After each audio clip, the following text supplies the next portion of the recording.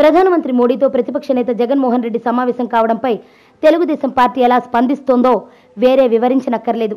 Telugu Desam party నేతలేమో Modi కాళ్లు పట్టుకోవడానికే జగన్ ఆయనతో సమావేశం అయ్యాడని అక్కసు వెళ్లగక్కితే తెలుగుదేశం పార్టీ జగన్కు దక్కిందనే కాదు, బాబుకు దక్కలేదని కూడా.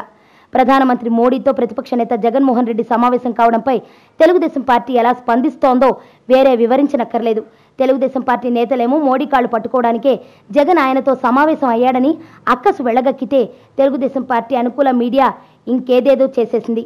తమ అభద్రతా భావాన్ని ఏమాత్రం దాచుకోకుండా చాటేసుకుంది.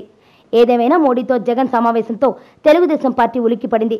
మరి ఇంతలా షాక్ ఇవ్వడానికి కారణం ఏమిటి అంటే మారుతున్న రాజకీయ సమీకరణాలే అని చెప్పాలి.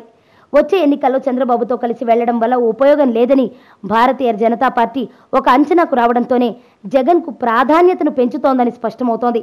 మరి ఇంతకు మించిన విషయం ఏమిటంటే సరిగ్గా ప్రధానితో జగన్ సమావేశం కావడానికి కొన్ని రోజుల ముందు చంద్రబాబు నాయుడు పీఎంతో సమావేశం కోసం గట్టిగా ప్రయత్నించినట్టుగా తెలుస్తోంది.